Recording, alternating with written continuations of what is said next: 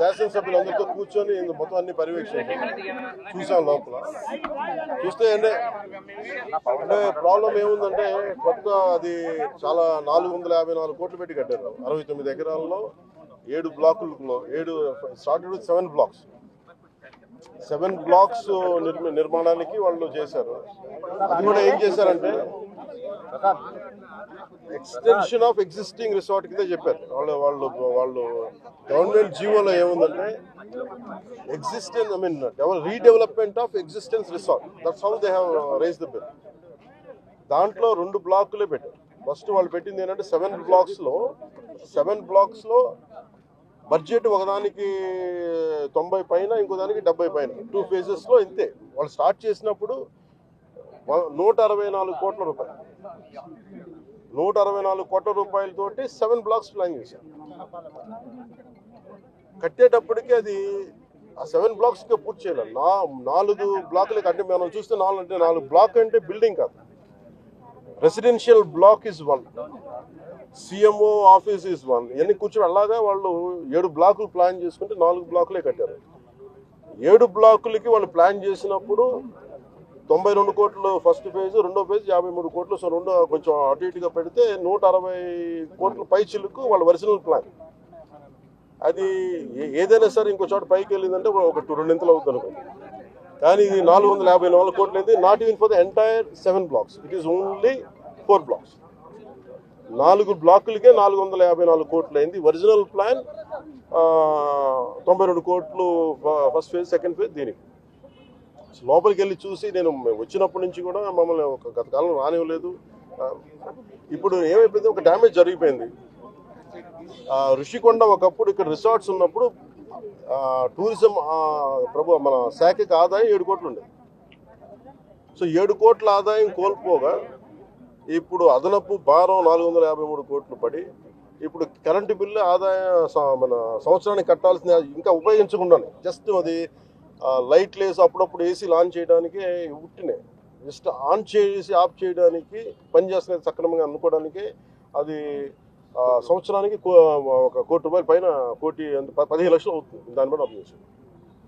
ఈ మెయింటెనెన్స్కి వీటికి 1.5 కోటి అవుతుంది, జస్ట్ మేయర్ మెయింటెనెన్స్. ఇదివరకు 7 కోట్ల ఆదాయం ఉంది. ఇప్పుడు మేము అన్ని చూసిన తర్వాత లోపల వెళ్ళి పర్యవేక్షిస్తే ఇప్పుడు దాకా వాళ్ళు డ్యామేజ్ చేశారు. ఈ టాయిలెట్స్ ఎన్ని కోట్లు, టబ్బు ఇవన్నీ ఇంకా అయిపోయినాయి, ప్రజల్లోకి వెళ్ళిపోయినాయి. ఇప్పుడు మా కుటుంబ ప్రభుత్వం నుంచి మేము పిఎస్సి చైర్మన్, మన సివిల్ సప్లైస్ మినిస్టర్ మనోహర్ గారితో, టూరిజం శాఖ మంత్రివర్యులతో అందరితో కూర్చున్నప్పుడు మేము అంటే జనసేన సభ్యులతో కూర్చున్నప్పుడు, గౌరవ శాసన సభ్యులతో కూర్చున్నప్పుడు జరిగిన డ్యామేజ్ జరిగిపోయింది.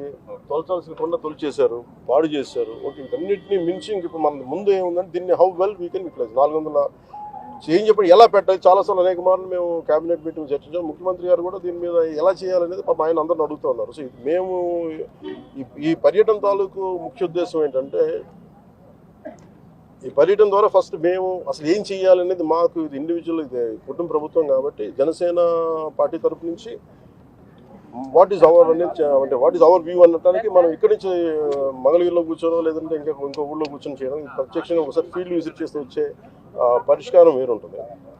సో లోపలికి వెళ్ళి కూర్చొని మేము చూస్తున్నప్పుడు పెచ్చులు ఊడిపోతూ ఉన్నాయి. ఆ సీఎంఓ ఆఫీస్ బ్లాక్లో ఆల్మోస్ట్ వాళ్ళు ఎవరో పేషీలో కూర్చొని ఆ పైకప్ పడిపోయింది, నీళ్లు లీక్ అవుతున్నాయి. ఇది 2 చేయాలి. ఒకటి, బిల్డింగ్స్ అన్ని సేఫ్టీ ఆడిట్ జరగాలి, అదొకటి చర్చించాం. 2, అసలు దీని ఎట్లాగా సేఫ్టీ ఆడిట్ జరిగిన వెంటనే ఎట్లా దీని ఆదాయ మార్గాలు పెంచాలి. మీరు ఎవరైనా సరే వ్యాపారం చేద్దాం అనుకున్న వాళ్ళు కూడా ఇలా గత ప్రభుత్వం ఏం చేసింది, అది వాళ్ళ ముఖ్యమంత్రి కార్యాలయం కింద, వాళ్ళ నివాసం కింద, వారి కుటుంబ నివాసం కింద పెట్టారు. మనం ఆలోచిస్తుంది ఏంటంటే ఇది ఆదాయం, ఇది టూరిజం శాఖ ప్రాపర్టీ, ఇది should remain as Andhra Pradesh government ప్రాపర్టీగా ఉండాలని మా అందరి కోరిక. దట్స్ వాట్ ఒక కోర్ రెజల్యూషన్ తీసుకున్నాం. ఒక ప్రైవేట్ వ్యాపారం ఎవరైనా సరే 1 కోటి రూపాయలు పెట్టుబడి పెడితే కనీసం ₹1 ఆదాయం రావాలనుకుంటారు. దీని మీద 453 కోట్ల రూపాయలు పెట్టుబడి పెట్టారు. కనీసం ముందస్తుగా ఏం చేయాలి, అసలు బ్రేక్ ఈవెన్ ఎప్పుడు అవుద్ది, ఇది ఆదాయం ఎప్పుడు మారుతుంది అనేది ఏం చెప్పారంటే మన మైస్ అనేది ఒక యాక్రోనిమ్ చెప్పారు. ఏంటంటే MICE acronym meetings, incentives, exhibition and conferences. అంతేనా? అంతే సార్ కాన్ఫరెన్స్. ఇది ఏంటంటే Dubai is a MICE destination అంటారు. అలాగే వైజాగ్ ఇది మన మీటింగ్స్కి కానీ లేదంటే ఏదైనా పెట్టుబడులు పెట్టడానికి ఇన్సెంటివ్స్ ఇవ్వడానికి కానీ లేదంటే కాన్ఫరెన్స్లు పెట్టుకోవడానికి బ్యూటిఫుల్ ప్లేస్, కాన్ఫరెన్స్లు పెట్టుకోవడానికి లేదంటే ఎగ్జిబిషన్స్ పెట్టుకోవడానికి వీటన్నిటికీ కూడా డెస్టినేషన్ మ్యారేజ్ వీటన్నిటికీ ఉంటుంది. దాంట్లో భాగంగానే దీన్ని మైస్ ఈవెంట్ టోటల్ పాలసీలు దీన్ని పెడితే బాగుంటుంది అనేది కోరిక. అలా కాకుండా మనం 453 కోట్లు పెట్టి దీన్ని ఒక ఎగ్జిబిషన్ లాగా అందరూ అంటే మేము ఇచ్చిన మేజర్ ప్రపోజల్ ఏంటంటే మేము తీసుకున్న మేజర్ రెజల్యూషన్ ఏంటంటే it is not about footfall. మనం టికెట్లు పెట్టేస్తే ఎంత వస్తారు రోజుకి, అది జనం వస్తుంటారు వెళ్తుంటారు గోల ఉంటుంది తప్ప ఈ 450 అంటే నేను ప్రభుత్వం should think like proper business man. నేను టూరిజం శాఖ కూడా అదే చెప్పాను. మీరు 453 కోట్లు ప్రజాధనం పెడితే 453 కోట్లు ఎప్పుడు బ్రేక్ ఇన్ అవుతుంది, అది ఎప్పుడు ఆదాయం వస్తుంది. ప్రభుత్వం నుంచి తీయడం కాకుండా అందుకని దీన్ని డెస్టినేషన్ వెడ్డింగ్స్ లేదంటే అన్ని కలిపి ఈవెంట్ చేయాలి. దీని మీద కూర్చోబెట్టి ఇమ్మీడియట్గా దీన్ని ఈ వింటర్ లోపు దీన్ని ఒక నిర్ణయం తీసుకున్నాక, ఎందుకంటే నాకు ఈ టెండర్స్ ఎలా చేస్తారో నాకు తెలియదు, నాకు అవగాహన లేదు కాబట్టి దాని మీద అందరం కూర్చొని చర్చించమని చెప్పాను. ఇది మేము గౌరవ ముఖ్యమంత్రి గారికి దీన్ని మా రెజల్యూషన్ తెలియజేస్తాం వారికి. ఎందుకంటే వాళ్ళు కూడా మన ముఖ్యమంత్రి గారు కూడా ఏమంటారంటే చాలాసార్లు మీరు ఏదైనా ఒక ప్రపోజల్ తోటి ఒక సలహాతో రండి మేము తీసుకెళ్తామని అనేక పర్యాలు క్యాబినెట్ మీటింగ్ చెప్పారు. సో దాంట్లో భాగంగా మేము ఇక్కడికి వచ్చి కూర్చొని ఇది కుటుంబ ప్రభుత్వం జనసేన ప్రపోజల్గా దీన్ని ఎలా చూస్తున్నాం అనేది వారికి తెలియజేస్తాం. అలాగే మనోహర్ గారు మన సూచన ఏంటంటే దుర్గేష్ గారికి కూడా వెంటనే మాట్లాడుతుండగా వెంటనే దీన్ని మెయింటెనెన్స్ చేయించండి. ఎందుకంటే దుమ్ము పట్టేస్తున్నాయి, ఆల్మోస్ట్ ఒక 1/4 ఇంచు దుమ్ము ఉంది. సో వెంటనే క్లీన్ చేయించినాయి, ఎవరు పడితే వాళ్ళు వెళ్ళిపోతా ఉన్నారు. అందుకని దీన్ని ప్రొటెక్ట్ చేయడం, దీన్ని కేర్ తీసుకోవడం అనేది థ్యాంక్ యూ.